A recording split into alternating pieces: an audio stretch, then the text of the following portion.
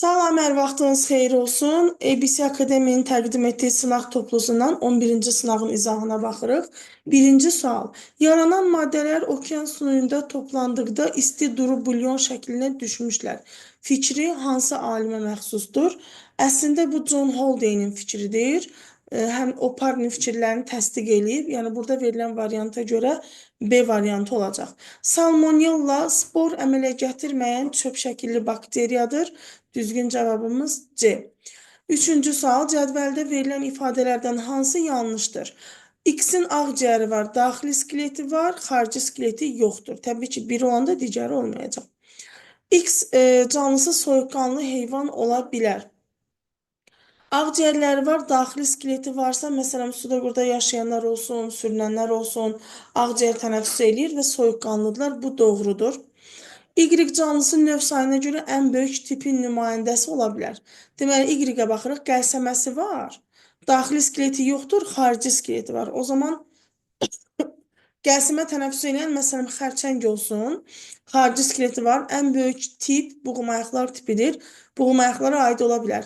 Bir də Y canlısı quru mühitində yaşayan canlı ola bilməz deyir. Yanlışımız budur.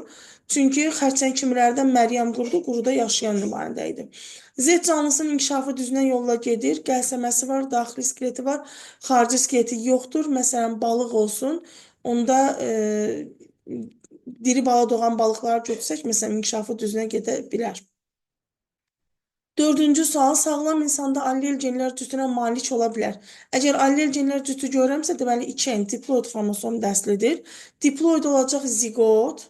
Blastomerlər mitozdan əmələ gəlir zigotun bölünməsindən və bir də neyron bir somatik hüceyrə olduğuna görə 1, 2, 5 düzgün cavabımız Y. Beşinci sual, sümüklərin üzərinə düşən yükün miqdarı ilə sümük maddəsinin yenilənməsi arasındakı asıllıq hansı qrafikə uyğundur? Sümüklərdə demək ki, yenilənmə, daban sümüklərimizdə daha tez yenilənmə olur. O da sümüklərin üzərinə düşən yükün miqdarına görə idi. Buna görə də düz mütənasib götürəcəyik. Variant olacaq C. Altıncı sual, cədvələ əsasən X-in qiymətini tapın. Kalkulatorumu açım.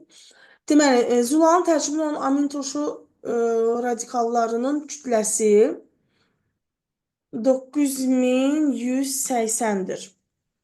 İki peptid rabitənin əmələ gəlməsində iştirak edən amin turşusu. Burada qeyd olunmalıdır ki, zulal bir zəncirlidir. Zulal bir zəncirli olduğu halda iki peptid rabitənin əmələ gəlməsində iştirak edən, bir peptid rabitənin əmələ gəlməsində iştirak edən sayları fərqli olur. 9180-i bölürük, deməli, radikalları deyirsə 54-ə bölürük, 170 dənə, demək, orta nisbi kütləsi yazmalıdır, bax, əslində nisbi. Nisbi kütlə yazılmalıydı, radikalların nisbi kütlələri bu qədərdir. Böləndə bunu 54-də bir radikalın nisbi kütləsinə 170 amin turşu eləyir. İki peptid rabitənin əmələ gəlməsində iştirak edən əvvəldəki və sondakı amin turşularını çıxmaq şərti ilə 168 dənəsi iki peptid rabitə əmələ gəlməsində iştirak edir. 7-ci sual, uyğunluğu müəyyən edin. Eptel toxumasının şişlərinə aiddir. Papiloma, adenoma, kistalar. Burada verilənlərdən papiloma var. Birləşdirici toxumanın şişlərinə aid idi. Demək, fibroma və lipoma. 2, 5, 6 olacaq A variantı. 8. Hansının formalaşdığı rüşeyin vərəqinə bağırsa boşluqlarda rast gəlinmir? Rüşeyin vərəqi bağırsa boşluqlarda ektoderma, endodermadır. Mezoderma, rüşeyin vərəqi onlarda yoxdur. Mezodermadan əmələ gələn burada böyrəklərdir. 9-cu sual, ev itinin venalarında dövr edən qan növlərinin sayı 2-dir. Arterial venöz. Arteriyalarında dövr edən qan növlərinin sayı 2-dir. Ürəyində olan qan növlərinin sayı 2-dir. Yəni, hamısında arterial venozdur, çünki ev itində qan qarışmır. Bədənində dövr edən qan növlərinin sayı 2-dir. 4 dənə də 2-ni toplayanda olacaq 8. 10-cu sual, uyğunsuzluğu müəyyən edin. Bitkilərin quruya çıxması ordovikdir. Bəli, əlavə köklər silurda, plan kimlərdə yaranıb. Döş qəfəsi daş kömürdə sürünənlərdə formalaşıb. Dişlərin ixtisaslaşması perimdədir. Yəni, uyğunsuzluq buradadır. 11. Doğru cevabı seçin. Tetraploid bitkinin öz-özünə tozlanması zamanı, yəni 4N çarpazlaşıb 4N ilə götürəcəyik. Əmələ gələn toxumun endospermi 3N olar. Yox, toxumun endospermi 6N olacaq burada. Maylamada iştirak edən bir hüceyrənin xromosom dəsti N-dir. Öz-özünə tozlanıbsa, bunların qametləri 2N-dir. Ona görə bir hüceyrənin xromosom dəsti N yox, 2N olacaq. Bir düşen hissəsində mayalamada iştirak edən qamet sayı 6-dır. Ümumilikdə bir düşen hissəsinin mayalanmasında 3 dənə qamet iştirak edir. 6 olanı yoxdur. Bir düşen hissəsinin mayalamasında iştirak edən hüceyrə sayı 10-dur. 10 dənə hüceyrə iştirak etmir. 4 dənə hüceyrə iştirak edir. Bir düşen hissəsində mayalamada iştirak etməyən elə bil 3 dənə ikilər yuxarıda, çünki tetraploid dediyinə görə qütblərə 2N xromosomlu hüceyrələr çəkilib. 2 dənə də 2N aşağıda, ortadakı çünki yumurta hüceyrədir və mayalanmada iştirak edir. 5 dəfə 2N eləyəcək 10N, mayalanmada iştirak etməyən 10N-dir. Əgər öz-özünə tozlanıbsa, ümumiyyətlə, mayalanmada iştirak edənlə etməyənlərin xromosom dəstlərinin cəmi bir-birinə bərabərdir. 12. Sidik kisəsinə malikdir. Xanı balığı, bunun sidik kisəsi anal dəyəkdən arxada bilavasitə xaricə açılırdı. Göl qurbağasının həm kloakası, həm sidik kisəsi vardır. Bir də cəld kərtənkələdə vardır. 1, 2, 4 D variantıdır. Neştərçidə metanefridilərdir. 13. Sürfəsi balıqlara ziyan vurur. Söhbət anodontanın sürfəsindən gedir. Miqrasiya eləyə bilməsi üçün sürfələri parazit yolla qidalanırlar. Cədvələ əsasən doğru fikri tapın. K qurdu əsas sahibi insandır, aralıq sahibi qaramaldır. Məsələn, bu öküz soliteri olsun. El qurdunun əsas sahibi qaramal, aralıq sahibi kiçik göl ilbizi. Bu qaraciyər sorucusu olsun. Emin əsas sahibi it, aralıq sahibi insandır. Məsələn, bu exinokok olsun. Exinokok məsələn. Və bizə deyir ki, doğru fikri müəyyən edin. M qurdunun sormat sayı 2-dir. M exnikokdur. Exnikokda 2 deyil, 4-dür. K canlısı ağciyərlərdə parazitlik edir. Öküz soliteri ağciyərdə parazitlik etməz. L canlısı nazik bağırsaqda parazitlik edir. L qaraciyərdir, qaraciyər sorucusudur, qaraciyərdə parazit edir. K canlısının inkişafı düzü nədir? Bunların inkişafı hamısı dolayıdır. M canlısı sürfə mərhələsində çoxala bilir. Exnikokla qaraciyər sorucusu sürfə mərhələsində çoxala bilir. 15. İnsanın yuxarı ətraf qurşaq skeleti ev itində olduğu kimi olsaydı, yəni körpücük sümüyü olmasaydı, bu şöbə bilavasitə neçə sümüklə birləşərdi? Əgər insanın yuxarı ətraf qurşağında körpücük olmasaydı, qalırdı 2 dənə kürək sümüyü. 2 dənə kürək sümüyünün hərəsində bir dənə bazı sümüyü birləşəndə, qurşaq sümüyümüz sadəcə 2 sümüklə, 2 dənə bazı sümüyü ilə birləşmiş olardı. 16. Toxumluğun yetişmə zonasına daxil olmuş bir hüceyrədən sonda əmələ gələn spermatozoidlərdə 80 autosom xromosom var. Burada dayanırıq. Bir hüceyrə daxil olub, o zaman 4 əmələ gəlir. Və bu 4 hüceyrədə cəmi 80 autosom var. O zaman 80-i bölərəm 4-ə, hər birində 20 autosom vardır. Və bir dənə də cinsi gələndə üstünə bu spermatozoidlərdə cəmi 21 xromosom vardır. Bu canlının somatik hüceyrəsinin nüvəsinə neçə xromosom olar? N-i əgər 21-dirsə, 2N-imiz də 42 olacaq. C variantı. 17. İnsanın hansı orqanlar sisteminə aid olan orqanına vena damarı ilə qan gəlir? Bir, qaraciyərə gəlirdi vena damarı ilə qan, qaraciyərin qapı venası bağırsaqdan gələn. Bir də ürəyə gəlir. Yəni, bir qan damar sisteminə gələr, bir də həzm sisteminə 2, 4 olacaq B variantı. 18. Bütün nümayəndələr heterotrof yolla qidalanan aləm, söhbət göbələşlərdən gedir. Düzgün fikirləri seçin. Eykaryot canlılardır. Bəli, göbələklər eykaryotlar. Xlorofil və xloroplastları olmur, doğrudur. Bütün nümayəndələrdə papaq və kötücük meyvə cismi yox. Mitseldən ibarət olanlar var, iflərdən ibarət olanlar var. Yəni, papaq və kötücük hamısında yoxdur. Məsələn, çift göbələyində parazit göbələklərdə yoxdur. Kökləri olmur, doğrudur. Bir hüceyrə nümayəndələri olmur, yanlışdır. Maya mukor göbələkləri bir hüceyrəlidir. Doğru variantımız olacaq C. 19. Hemofiliya daşıyıcısı olan uşağın, əgər bu hemofiliya daşıyıcısıdırsa, söhbət qızdan gedir. Somatik hüceyrə nüvəsində xromosom müxtəlifliyi neçə olar? Qadındırsa, qadınlarda xromosom müxtəlifliyi 23-dür. Düzgün cavabımız olacaq Y. Bu 23-ü necə alırıq? 46 xromosomumuz var, düzdür. Qadın da axı daşıyıcı olduğuna görə XX cinsi 44 dənə də 6 olsun. Bu 44 dənə cüt-cütlər, yəni 22 müxtəlif burada var. XX isə ikisi də eyni növdülər də. X-dilər, X-də bir növ də burada. Toplam 23 müxtəlif xromosom var. Amma hemofiliya daşıyıcısı oğlanda ola bilər. Klinefelter sindromlu oğlan. Klinefelter. Çünki onlar XXY xromosomlu olurlar. Cinsi nədir bu mutasiyaya sahibdilər. Ona görə də onlarda da ola bilər. Yəni bu biraz məni sual altında qoyur, yəni bu suala görə. 20-ci sual. Zülalların biosintezinin birinci mərhələsi ilə bağlı düzgün fikirləri seçin. Zülalın biosintezinin birinci mərhələsi olacaq transkripsiya. Transkripsiya sitoplazmada gedə bilər. Bəli, sitoplazmada bakteriyalarda gedə bilər. Mərhələnin sonunda polinukleotit sintezi olunur. RNT-lər sintez olunur. Məlumatı da, nəqliyyatı da, ribosomu da. Polisomda gedə bilər, o artıq ikinci translyasiya mərhələsi olar.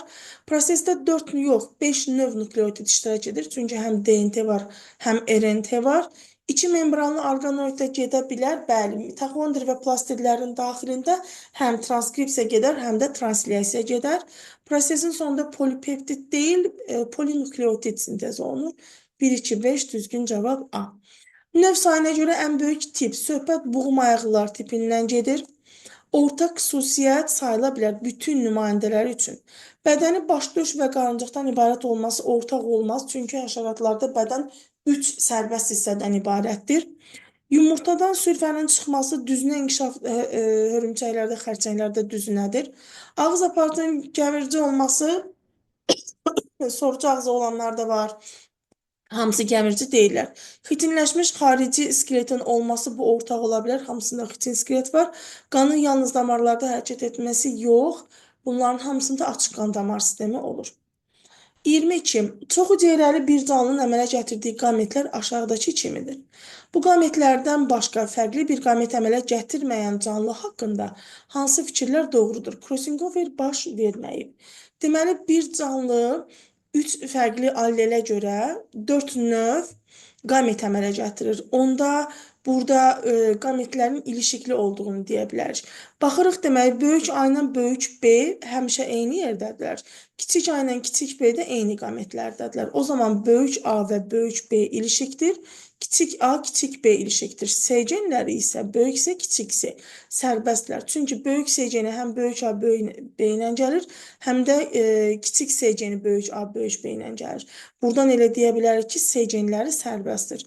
Deməli, bu hər çubuğumuz bir xromosom olduğunu nəzərə alsaq, 2 eni 4-dür. Burada 4 dənə xromosom var.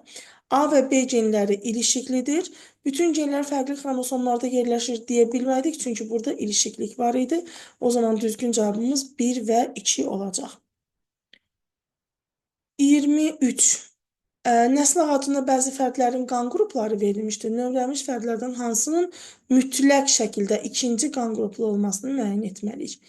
Demək, birinci fərdlə dördüncü qan qruplu insan evlənib və bunların A qan qruplu uşağı da olub. Bu, məsələn, A0 da ola bilər. 0-0 da ola bilər. Yəni, mütləq deyə bilmirəm burada. Mütləq şəkildə ikinci qan qruplu olmalıdır. 0-0 da olsa A qan qruplu ola bilər. İndi buna baxaq. Bunların 3 nömrəli uşağı doğulub. O, B qan qruplu ilə evləndikdə 0-0. Deməli, burada bir 0 geni var imiş. O zaman burada da bir 0 geni var imiş. Əgər sıfırlar görüşüb burada 0-0 birinci qan qrupunu əmələ gətirib və bir də dördüncü qan qrupu var. B genini anadan alıbsa, o zaman A genini atadan alıb. Hə, deməli A0 AA doğulub.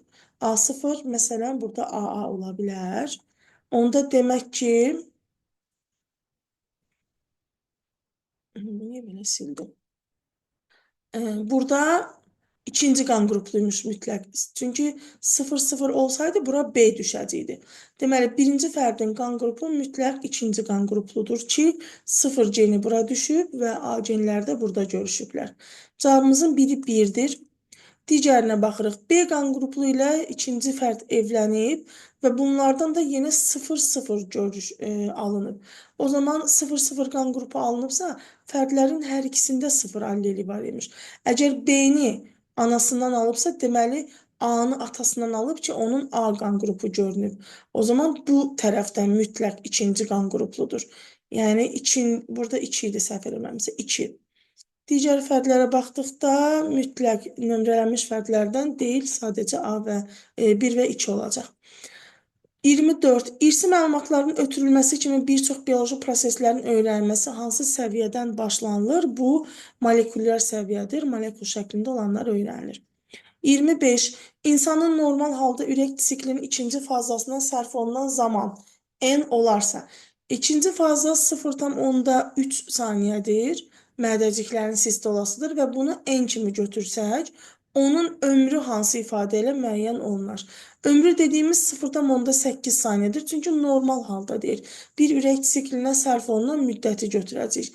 İndi baxıram, burada 2n. 2n-im eləyəcək 0,6, çünki n-in qiyməti 0,3-dür. Olmadı. 2n 0,6 çıxılsın 2, 0,4 olur. Olmadı. D-yə baxıram, 0,9 da gəlsin 0,3, 1,2 elədi. C-yə baxırıq, demək ki, n üstə gəlsin n böl 3. N 0,3-dür, 3-ə böləndə elir 0,1.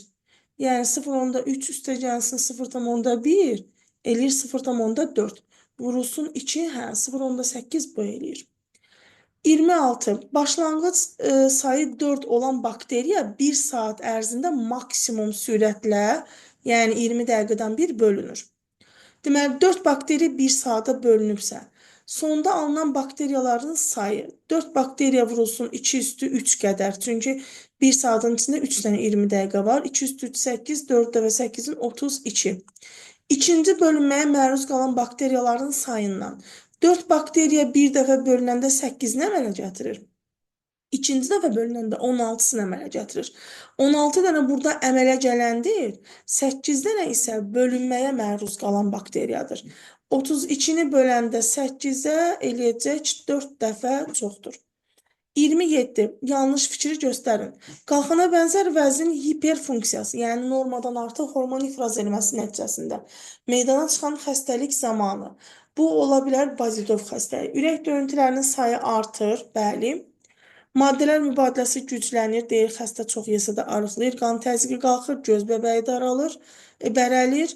Ürək siklinə sərf olunan zaman yox. Sikl 0,8 saniyədən bir döyünürdüsə, tez-tez döyündüyünə görə, məsələn, 0,4 saniyə düşəcək. Ona görə siklə sərf olunan zaman azalmış olacaq. Və yaxud da siklin davam etmə müddəti azalar. 28. Heyvanların neçə tipinin nümayəndələrində qəlsəmə ilə tənəffüs edən canlı ola bilər? Demək, heyvanlarda ola bilər, biz baxırıq birinci hardan. Xordallar tipində var, bu bir. Buğmayaqlılar tipində qəlsəmə tənəffüsü, məsələn, xərçəngdə falan var, bu bir. Qəlsəmə tənəffüsü sürünənlərdə olmaz, quşlarda olmaz, məməlilərdə olmaz. Suda qurda yaşayanlardan, məsələn, yetkin halda proteinləri deyə bilərik ki, qəlsəmə tənəffüs edir. O zaman 3 tipin, suda qurda yaşayanlar bu arada sinif idi. Yanlışa getdim, deyəm. Buğmayaqlılar tipi, xordallar tipi, bir də mollyuskalar tip olaraq. Mollyuskaların da qəlsəmə tənəffüsü var. Bir baxayım, başqa kim qaldı? Onda bir də həlqəvi qurdlar tipini deyərəm əslində. Həlqəvi qurdlar, onlarda da var idi. Başqa görüm kim yadımdan çıxdı? Yox, 4 dənə. 4 dənə tipin nümayəndələrində var. 29. Aşağıdakı sxemdə bir ailə fərdlərinin qan alış-verişi göstərilmişdir. Sxemə əsasən aid ola biləcəklər qan qrupları hansı olar? Demək, baxıram nəyə? Ata. Ata ülviyə qan verir. Ülviyə Zəhraya qan verir. Zəhra da anaya qan verir. Əgər Ülviyə A qan qrupu olsa, məsələn A variantından yoxlayaq. Zəhra AB qan qrupu ola bilər. O zaman ana AB qan qrupu ola bilər. Çünki A qan qruplu Zəhraya verdi, Zəhra da anaya verdi. A variantını yoxlasam, A qan qruplu Ülviyə, Zəhra AB, ana AB, ata 0 qan qruplu. Ata 0 qan qruplu.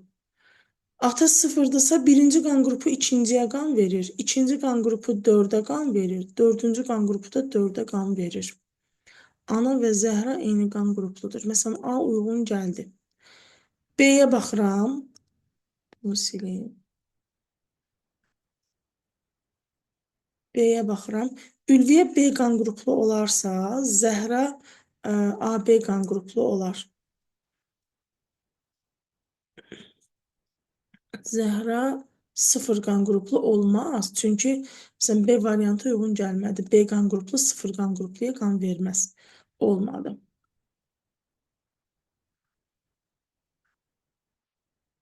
C-yə baxıram. Ülviyə B olarsa, 3-cü qan qrupu Zəhra 4-dür. 4-ə qan verir. Anada 4-dür. Ata 0 qan qrupudur. Ata 1-ci qan qrupudur. Ata 1-ci qan qrupu. Məsələn, C variantında da elə bil. B qan qrupu Ülviyədir. Zəhra AB qan qrupludursa, 4-cü qan qrupu ancaq 4-ə qan verər də, anada AB-dir. Ata 0 qan qrupu. Birinci qan qrupu hamıya qan verir deyirik də. Müsbət mənfisi göstərilməyib axı. Ata demək 0 qan qrupu 3-cü qan qrupuna verər. 3 4-ə qan verir. 4 çünki hamıdan alır. Zəhra da anaya qan verə bilər. C variantında da Ülviyə B qan qruplu olarsa, Zəhra AB qan qruplu olarsa, ana AB qan qrupludur. Ata da 0. Elə bil burada bir neçə cavab uyğun gəlir axı. Ya mən nəyisə səhv eləyirəm. Məsələn, indi D variantını yoxlayın. Burada səhv eləmirəmsə bir neçə variant uyğundur. Ülviyə əgər A qan qruplu olarsa, ikinci qan qrupu dördüncü qan qrupuna qan verir. Zəhra AB-dir. Aid ola biləcəkləri. Ülviyə demək A qan qruplu olarsa, Zəhra AB-dir. İkinci qan qrupu dördüncü qan qrupuna qan verir. Amma Zəhra o zaman anaya qan verə bilməz, çünki ana 0 qan qruplu göstərilib. O zaman bu olmaz. Mən bir C-yə çıx qoydum, amma C-ni səhv eləmirəmsə olmuş kimi götürdüm. Bir dəqiqə. Ülviyə B-dir. Ülviyə B. Zəhra AB-dir. Ana da AB-dir. Ata da 0. Bu da ola bilər. Bu olmadı. Bunu çıx qoyun. Bu ola bilər. Y-yə baxıram. Vallahi elə bil məni qınama, elə bil burada bir neçə dənə variant uyğun gəlir. Əgər Ülviyə AB qan qruplu olarsa, Zəhra AB qan qrupludur ki, 4 ona qan verib, o zaman ana da AB qan qrupludur. Ata B qan qruplu olacaq, yəni bu da olur. Burada elə bil ki, A, C, bir də Y variantlarında. Hə, bir dəfə də diqqətlə baxırıq yenə. Neysə, burada ya bir uyğunsuzluq var, ya da mən hardasa bir böyük səhvə yol verirəm.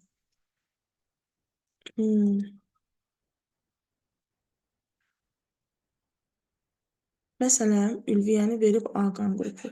İkinci qan qrupu Zəhra AB olarsa, ikinci qan qrupu 4-ə qan verir. Dördüncü qan qrupu da ancaq 4-ə qan verir. Ata 0 qan qruplu ola bilər. Yəni, bu ola bilər də. Birinci qan qrupu hamıya qan verir. İkinci qan qrupu özünə və 4-ə verir. Dördüncü qan qrupu da 4-ə verir. Yəni, burada A doğrudur. C-yə baxıram. Ülviyə B olarsa, Zəhra AB-dir, ana da AB-dir, ata da 0-dır. Yenə də ola bilər. Amma hə, bir dəqiqə, bəlkə mənim nəzərdən yayındığım bunların ailəsində olan qan qrupları. Hə, bu ailəni də nəzərdə tutublar yəqin. Məsələn, Ülviyə birinci qan qruplu, ikinci qan qrupludursa, Zəhra 4-dürsə, o zaman ata 0, ana AB.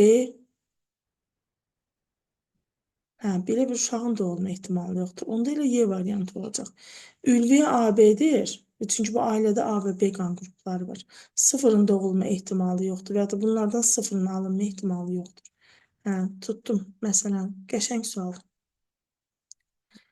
Ülviyə AB-dir, 4-ə verir, Zəhra 4-dür, ana da 4-dür, bu gedişlə də ata 1-dir. Yəni, bu ailədə olan bir ailə fərdləri deyirsə, ailədə olan qan qruplarında nəzərə almalıydım.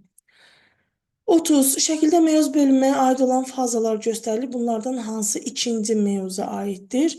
İkinci meyoza aid olacaq, demək, meyoz 2-yə. Bir cərgədə düzülmə meyoz 2-nin metafazasıdır. Sonra bu iki xromatidli xromosomlar birinci fazadadır. İki cərgədə düzülmə birinci fazadadır. D bir cərgədə düzülübsə ikincidir. Xromatidlər qütbə gedibsə, yəni A, D, Y olacaq B variantı. 31. Aşağıdakı cədvəldə müxtəlif mühitdə yaşayan bakteriya növlərinin radioaktiv təsirə məruz qaldıqdan sonra yaşaması üçün bəzi maddələri sintez etmə və yaxud da etməmə bacarıqları göstərilib. Hansı iki bakteriya eyni mühitdə olduqda yaşama qabiliyyətini davam etdirə bilərlər? Hə, yəni onlar arasında rəqabət olmasın. Məsələn, fərqli qidalara belə deyək də münasibətləri olsun. Birinci növün A-ya tələbatı, qida maddəsi daha doğrusu sintez etmir, 2, 3, 4 bunu sintez edir. Birinci B, ikinci də B sintez edir. O zaman bu ikisi arasında rəqabət yaranar. Məsələn, 3-dən 4-də olmaz. Bir-bir hamısına baxmaq lazımdır. Yaşama qabiliyyətini davam elətdirə bilər. Məsələn, birinci bakteriya, ikinci bakteriya ilə götürsək. Burada toqquşurlar, o zaman olmaz. Burada da toqquşurlar, olmaz. Deməli, bunların yaşama qabiliyyəti davam etdirməsi çətin olar. 1 ilə 3-ə baxıram. Demək, 1 ilə 3-də, məsələn, bunda bu yoxdur, burada var. Bunda bu var, bu yoxdur, bu yoxdur, burada var. Var, burada yoxdur, var, burada yoxdur, burada yoxdur, burada. Məsələn, 1 ilə 3 olar. 1 ilə 3. 32. Belə bir genotipli orqanizmlərin çarpazlaşmasından bu fenotipli fərdin əmələ gəlmə ehtimalı hansı nisbətdə olar? Genlər ilişik deyil, tam dominantlıq var. Gətiririk monohibridə. A-larla A-ları çarpazlaşdıranda alacaq böyük A-lar, 2 dənə böyük A, kiçik A, bir dənə də kiçik A-lar. B-lərlə B-ləri çarpazlaşdıranda böyük B-lər, 2 dənə böyük B, kiçik B, bir dənə kiçik B-lər. S-lərlə S-lərdən də eyni şey alacaq. Böyük S-lər, 2 böyük S, kiçik S, kiçik S-lər və D-lərdən isə bir dənə alacaq. Böyük D, kiçik D. Böyük A fenotipi bunun 4-dən 3 nisbətidir. 4-də 3 vurulsun. Böyük B yenə də 4-dən 3-üdür. 4-də 3 vurulsun. Kiçik S 4-dən 1-idir. Böyük D isə bir dənədir. Yəni olduğu kimi 1-ə vururuq. Bu da 16, 16-nı 4-ə vuranda 64, 64-də 9 S variantı. 33. Verilən canlıların hansının inkişaf mərhələlərində müxtəlifliyi daha çoxdur? Yəni, bu dolayı yolla getməlidir. Daha çox müxtəlifliyi olsun. Məsələn, yumurta, sürü, pup, yetkin-fərd həşəratlardaydı. 34. 4 canlının aid olduğu sistematik takson verilib. Bunlardan hansı qohumluq əlaqələri digərinə görə daha yaxındır? Hə, daha yaxın olanı seçməliyiksə, bunların demək ortaq xüsusiyyətləri çox olsun. Məsələn, aləmdə hamısı eynidir. 2 artıq bunlardan fərqləndi tipdə. Deməli, bu tipdə deyil. Sinifdə də eynidirlər, gəldim. Dəstədə 1 ilə 4 eynidir, 3 fərqlənir bunlardan. O zaman elə 1 ilə 4 qaldı sadəcə. 1 və 4 olacaq S. 35. Şəkildə təsvir olunan proses fərqli siniflərin nümayəndələri oxşar mühitdə yaşadıqda oxşar bədən xüsusiyyətlə qazanır ki, bu da olacaq konvergensiya. 36. Rəxit xəstəliyinin müalicəsində istifadə olunan bitkilər haqqında hansı fikir doğrudur? Rəxit bir də sarılıq xəstəliyində laminariyadan istifadə olunur. Toxum əmələ gətirir, yox erkəkçi, yox yumurtalığı, yox ibtidai bitkidir, yəni yosunlardan gedir söhbət. 37. Verilənlərdən hansı doğrudur? Yassı qurdların həzm sistemində maddələrin hərəkət istiqaməti bir istiqamətlidir hərəkəti. Yassı qurdlarda anal dəlik yoxdur, ona görə də onlarda iki istiqamətlidir. Zərilər azqıllı yox, azqıllı qurdlara soxulcanlar aiddir, zərilər elə zərilərə aiddir. Soxulcanda metanefridlərin sayı həmişə cütdür, bəli, çünki bir buğumda 2 dənə olur. Həlqəvi qurdların parazit nümayəndələri varmı? Var, elə zəlilərin içərisində parazitləri var. Soxulcanda selumun içərisini dolduran maye iskelet rolunu oynayır. Bəli, bu da doğrudur. 3, 4, 5 olacaq C variantı. 38. Şəkildə verilən çoxalma üsulu yarpaq çiliyi ilə çoxalmadır ki, bu da uzanbar bənövşəyə aiddir. 39 lövhəcikli göbələklər, o müqayisə üçün verilən göbələklər var, yeməli ilə zəhərli. Bax, onlar lövhəciklidirlər. Şampinyonla, məsələn, solğun var, lövhəciklidir. Qov, yağlı, toz ağacı, ağ göbələk, bunlar olacaq borucuqlu. D variantı. Və sonuncu sual. X, Y, Z ifadəsinin qiymətini istəyir. Qametlərində olan qamçılarının sayı. Lotrixin cinsi çoxalmasında iştirak edən qametlərdə qamçıların sayı 56-dır. Bir qametdə 2 qamçı var idi. 56-nı bölərəm 2 eləyəcək 28 qamet. 28 qamet isə Ulotrix yosunlarında deyir. Bu qametlər cüt-cüt birləşib 14 dənə zigot yaradacaq. 14 dənə ziqotun içərisindən bir ziqotdan 4 dənə qamçısız spor çıxır. 14-ü 4-ə vuranda eləyəcək 56 dənə qamçısız spor. Əminə gələn cavan fərdlərin də sayı olacaq. Əmələ gələn cavan fərd sayı. Bu da 56. Nəysə elə bir düz artıq elədim. Bir dəqiqə təzdən gəlim. Nəysə elə bir düz eləmədik, artıq getdim. Bir dəqiqə, qametlərində olan qamçıların sayı 56-dır. Bunu toplamayacaqdım da. Bir ziqotun əmələ gəlməsində 4 dənə qamçı iştirak edir. Yəni, burada 14 dənə ziqot var. 14 dənə ziqotdan çıxacaq, 14-ü 4-ə vuranda 56 dənə, düzdür. 56 dənə qamçısız spor və 56 qamçısız sporun hər birindən əmələ gələn cavan fərdlərin maksimum sayı deyək. Çünki hər bir spordan bir fərd əmələ gəlibsə 56. 56, 56, 112, 112-nin də üstə 14, 126 olmuş olacaq.